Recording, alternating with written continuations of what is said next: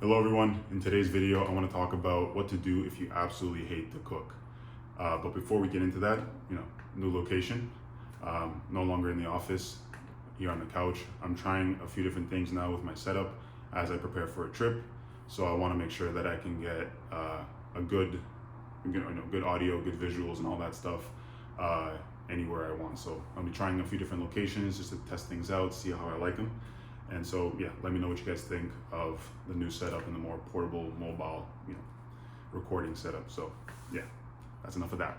Now, to get into what to do if you don't like to cook, I'm gonna separate this into what to do if you don't like to cook, but you can still do it, and you're looking for ways to make it easier on yourself or more efficient. And then I'm going to talk about what to do if you could not be asked to cook, and or could not be asked to step in the kitchen even, and what to do if you want to outsource the cooking and just order in or whatever. So we'll talk about that in a second. But first, for those that still want to cook but don't really like to, there's a few simple things you can do. If there's one thing I would recommend, if you have the availability for it, is to use a barbecue. The reason why I recommend this is because cleanup is very simple, or next to nothing effectively. You can cook large quantities of food and a variety of different food. You can cook both your meats and your veggies on there very simply, and even like a potato, which is a good carb source. And on top of that, barbecues just make delicious food. So if you learn how to use it, which is it's not too difficult, just good seasoning and making sure that it's nice and hot before you throw it on. If you do those two things, you'll be able to learn how to use a barbecue quite well over time. If I could have it my way, I would have a barbecue out on my balcony, but my building doesn't allow for barbecues, so I'm stuck to using other options. But if I was back home with my parents, I'd be using the barbecue breakfast, lunch, and dinner. No question about it. It's simple. I can cook a lot of food, and it's just delicious. Also, I'd even use it outside during Canadian winter, and I don't care because I like barbecuing that much. So if there's one thing I can recommend, barbecue. Next thing I'd recommend is air fryers, because you can consistently make very delicious food very easily, and you don't have to pay attention to it at all. And now, one thing with that is I would recommend getting a stainless steel air fryer over a regular air fryer with non-stick coatings. Those non-stick coatings with the high heat can release toxic chemicals, and I wouldn't recommend that. So getting a stainless steel one, you'd make sure that you're not releasing anything bad into the air or into your food. So far better option for your health. Now, when it comes to an air fryer, you can cook meats, veggies, get everything out of the way. If it's a small one, it might be tricky. You might have to put first your veggies in and then your meats in. The nice thing is that cleanup is very simple, and also you make your food delicious and consistently delicious. And even things like chicken breast, which can be tricky for some people, but in an air fryer with even just some salt, and I've tried it, just putting salt and seeing if it still turns out good. It still turns out pretty good. It's still juicy, moist, and yeah, tasty. So that's the other recommendation.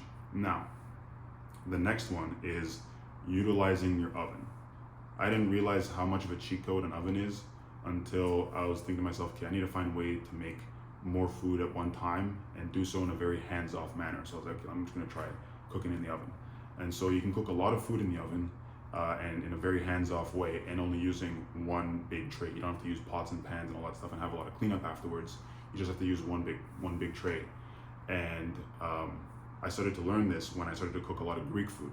Now, I recommend this because Greek food is the best food on the planet. It's healthy, and it's a lot easier than you might think. It takes about 15-20 minutes of prep, most recipes, 15 to 20 minutes of prep, followed by 1, 2, 3, 4 hours of just leaving it in the oven and going off and doing whatever you want. That's 75% of Greek cuisine, at least I think. I'm going to assume. But of the ones I've tried, they're very simple. You just throw it in and you leave it. And so finding recipes, whether it be Greek or other, that you can just throw it in, prep for a little bit and then throw it in and leave it, is very good, because you can make 2 to 3 to 4 meals, depending on how big your meals are, in one sitting with very few dishes and very little cleanup and only a little bit of prep. And so, yeah, it's worth playing around with, worth experimenting and seeing how that goes. And Now this next tip also goes along with the oven, but finding one pot meals is also a very good option. And what I mean by one pot meal is basically you take either a big pot or like an enameled cast iron or something like that, and you can throw everything in there. You can throw in your proteins, you can throw in your veggies or even your carbs as well. It can be like with rice or potato, and then have that cook all together. And again, hands off, simple, low and slow, so that you can get everything you need in one pot and just leave it at that. And this is another other thing I've been playing around with, just because that way I don't have to cook every meal. I can just cook once and have a few meals. Plus, I can then go do other things with my time. I don't have to sit there and stare at it the entire time. Because if you cook something that's hot and fast, you might have to sit there and keep an eye on it so that things don't burn or otherwise. But when it's lower and slow, you can make your food and be able to be productive in other ways. So if you want to just sit and relax, read a book, scroll on your phone, do whatever, you can do that all while your food cooks. Also, bonus, if you're doing the low and slow method that takes an hour or two, you can go work out with that time. And then when you get back, you have food waiting for you. Delicious food that you made. Think about it. It's a nice reward. Now, for those of you that could not be asked to step into a kitchen, here's what I recommend. Your two options are ordering out or using meal prep services. Now, with both of those, I recommend being very careful about one thing, and it's making sure that the oils they use are not any highly processed seed oils. So, for example, I've seen a lot of people that look at Chipotle as a very good option, and from a macro perspective, it is. You get all your proteins, your carbs, and you get fats. However, some of the fats are very, very bad fats for you. Things like the guacamole and any of the fat from the chicken or steak or whatever you get, they're quite good fats to consume. Those are typically the go-to. However, they use other things, like I think I checked this a few days ago, they use rice bran oil, which is a highly processed oil and something that causes inflammation within the body. So stuff like that, best to avoid. If Chipotle did not use this oil and just used either olive oil or some sort of ghee or clarified butter or anything else, tallow even, then it would be a top tier option. I would honestly even recommend it as much as possible. However, because it uses that oil, I would not recommend it. They're not really that good for you.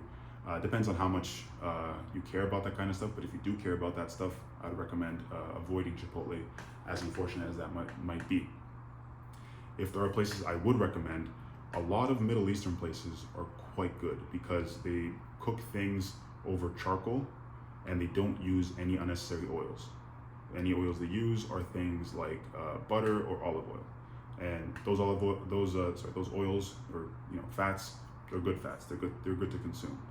And so if I could recommend anything, it would be Middle Eastern foods. Plus, in Middle Eastern places, you can get a lot of meat, a lot of clean carbs, and even your veggies or anything like that, your micros as well.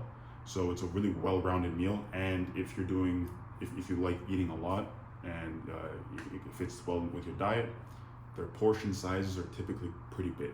So you're gonna be fed.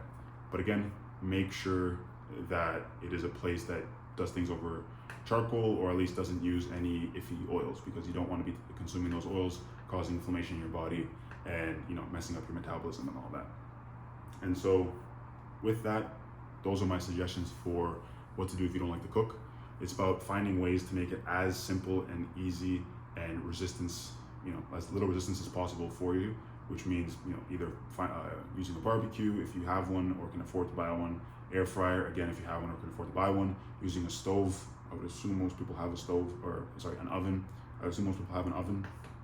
And then when it comes to oven or using it on the stove, doing things in one tray or one pot to make sure that the prep is easy. The actual cooking can be done very hands off and without needing your attention, and you can get large quantities done very quickly. Or if you don't want to be cooking, you want to order in, make sure that the place that you order from has your macros covered, doesn't use any iffy oils, and fits within your budget and all that stuff. Because let's face it, if we could all have it our way, we'd be ordering steaks for dinner at the finest steakhouses in our cities. However, that's quite expensive. So look for what's affordable and what's still healthy and can give you everything you need so that you can nourish your body and feel good about what you consume. So those are my recommendations on that. If you have any questions on how to make things easier for yourself, if you want any tips on recipes and whatnot, please reach out to me. I would love to help you. I do very much enjoy expanding what I can do in the kitchen, and so I like making things as simple for myself as possible, because I myself sometimes don't have time to cook. So I like to make things simple for myself, and if I can share that information with anybody, I would love to. So please reach out, and I would love to help you. So thank you for watching, and I will see you in the next video.